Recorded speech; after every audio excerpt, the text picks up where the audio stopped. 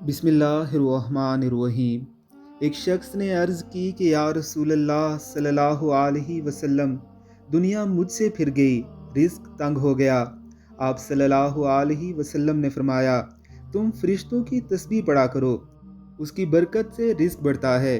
वो तस्बीह ये है कि सुबह की नमाज से पहले या बाद 100 दफ़ा सुबहान अल्लाहि व बिहम्दिही सुबहान अल्लाहिल अज़ीम व बिहम्दिही अस्तगफिरुल्लाह पढ़ा करो। इसकी बरकत से दुनिया तुम्हारे पास ज़लीलो ख्वार होकर आएगी और तुमको गैब से रिस्क मिलेगा। इस तस्बीह के हर कलमे की बरकत से अल्लाह ताला एक फ़रिश्ता पैदा करेगा जो क़यामत तक ये तस्बीह पढ़ता रहेगा और तुमको इसका सवाब मिला करेगा। उस शख्स का कहना है कि मैंने ये वजीफ़ा पढ़ना शुरू किया और हमेशा पढ़ता रहा। थोड़े ही दिनों में अल्लाह ने मेरा रिस्क खोल दिया और मेरी तंगदस्ती दूर कर दी।